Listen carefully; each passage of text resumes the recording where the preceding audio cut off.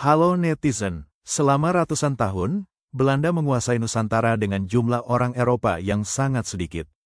Pertanyaannya sederhana, bagaimana mungkin itu terjadi? Siapa yang menjalankan pemerintahan sehari-hari, memungut pajak, dan mengatur rakyat sampai ke desa? Begini penjelasannya.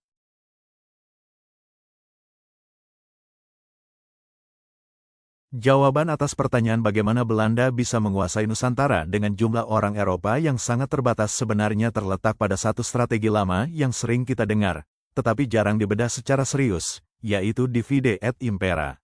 Namun strategi ini bukan sekadar memecah rakyat agar saling bertikai. Divide et impera bekerja jauh lebih dalam, dengan menciptakan perbedaan kepentingan di antara sesama pribumi, sehingga tidak semua orang berada di posisi yang sama dalam menghadapi kekuasaan kolonial. Dalam praktiknya, Belanda pada saat itu tidak berhadapan dengan satu masyarakat pribumi yang utuh dan solid.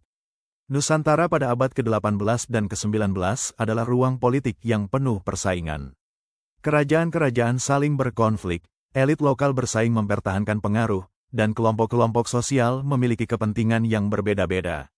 Kondisi ini dimanfaatkan secara sistematis oleh pemerintah kolonial. Belanda masuk bukan sebagai penguasa tunggal sejak awal, melainkan sebagai penengah, sekutu, atau pelindung bagi satu pihak untuk melemahkan pihak lain. Dari sinilah divide et impera mulai bekerja secara nyata.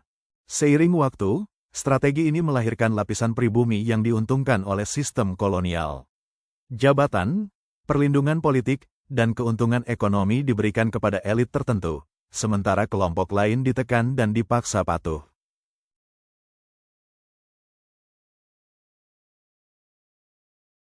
Di Aceh, pada paruh akhir abad ke-19, Belanda mulai berhasil menancapkan kekuasaan melalui kerjasama dengan sebagian elit lokal setelah perlawanan bersenjata berlangsung lama.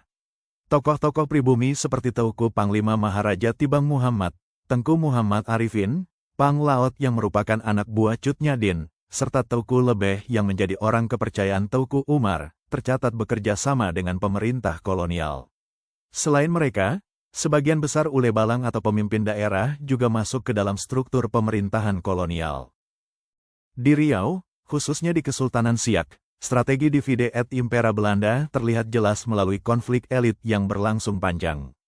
Pada masa pemerintahan Sultan Said Ismail, Kesultanan dilanda perseteruan dengan Tengku Putra dalam perebutan kekuasaan. Konflik ini pada awalnya tidak langsung diselesaikan oleh Belanda. Pada tahun 1856, sengketa tersebut justru dimediasi dengan bantuan seorang tokoh Inggris bernama Wilson. Namun, intervensi Wilson disertai tuntutan yang semakin memberatkan posisi Kesultanan Siak. Situasi ini memperlemah kedaulatan Sultan. Pada tahun 1858, Sultan Siak meminta bantuan Belanda dalam penyelesaian politik, dan sang Sultan menyatakan ketundukan resmi Kesultanan Siak kepada kekuasaan kolonial. Melalui perjanjian ini, Sultan tetap dipertahankan sebagai penguasa simbolik, tetapi urusan strategis seperti politik luar negeri, keamanan, dan perdagangan berada di bawah kendali Belanda. Di Minahasa atau Manado, kerjasama pribumi dengan Belanda pada abad ke-19 tampak paling terang dalam bidang militer. Tokoh seperti Tololiu Hermanus Willem Dotulong tercatat sebagai pimpinan pasukan Tulungan, yaitu pasukan lokal Minahasa yang berada di bawah kepentingan dan komando militer kolonial. Pasukan Tulungan bertugas menjaga keamanan wilayah, menegakkan ketertiban, dan mendukung operasi Belanda. Anehnya, yang terus disorot selalu orang Jawa hanya karena para priai yang bekerja untuk Belanda.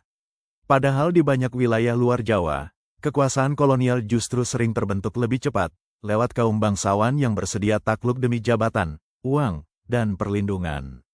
Tapi bagian itu jarang dibicarakan. Jawa dicap, yang lain lolos dari cermin sejarah.